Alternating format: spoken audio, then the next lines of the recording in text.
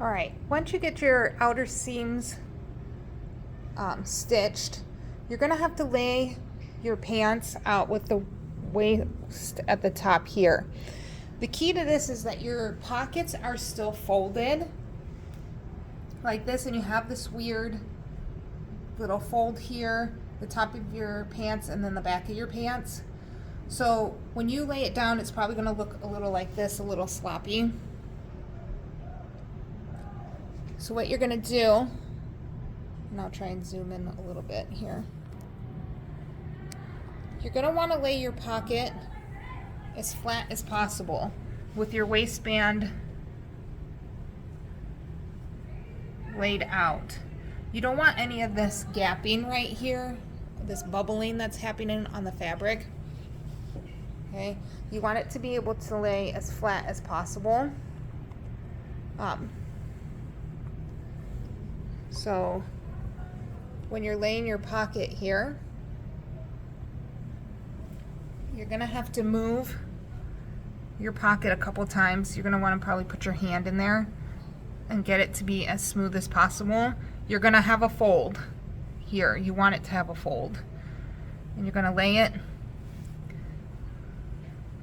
as close. It's gonna be a lot of adjusting until it lays flat and the pocket kind of looks how you want. It's okay that this is uneven like this, but what you're gonna do is you're gonna take a pin or a couple pins and you're gonna pin down your pocket opening. Okay, so there's a pocket opening and you're gonna kind of make another stitch. You're not pinning all the way through your fabric, you're only pinning through the pocket and the front part of your fabric. And you might want to just do like 2 to 3, just so that this stays in place. Now, you're going to do the same thing for the opposite side. So if you look, I've already done it here.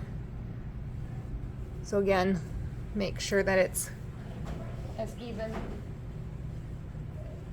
even as possible. You might have to put your hand inside the pocket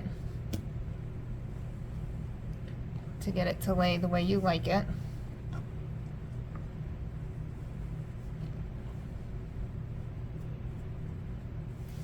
Okay. And then you want to pin it closed so that it doesn't shift.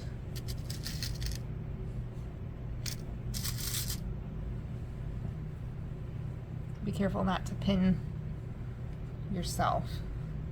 Now, what's going to happen is you're going to do the waistband next, but before you do that, you're going to have to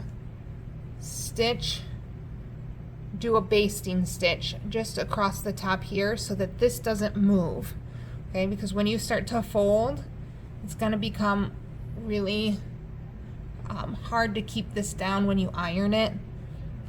So we're going to go to our machines, we're going to run a basting stitch, and I'll show you how to change that on your actual sewing machine.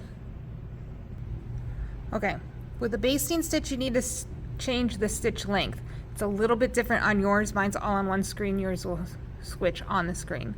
You want to switch until you get to the stitch length like this, and you want to put it as high as it can get. Typically this machine's 5, I think your machine is 5 too. With a basting stitch, you do not back stitch. This is just temporary, okay? Again, you do not back stitch. So all you're gonna do is set up your fabric. Here, let me see if I can get this a little better. Okay, you're only stitching the pocket to the front of the pants, and it's just a temporary stitch. It's going to be a large stitch. There's no back stitching, so it'll be super fast. And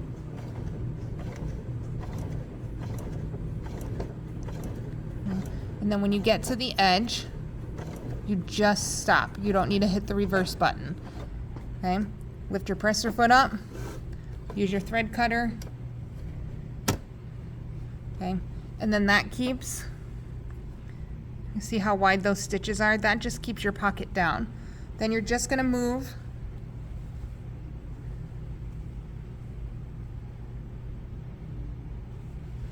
to the other side of the pocket, or the other pocket, and you're gonna do the exact same thing. Stick it under,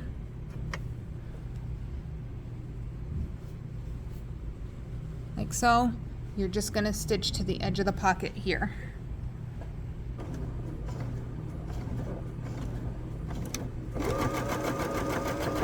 Then we get to the end, you don't backstitch, and you just lift it up, and then you trim your threads, okay? And then that's it. The next step is gonna be at the ironing board, so you're gonna wanna go in and plug an iron and grab a seam gauge.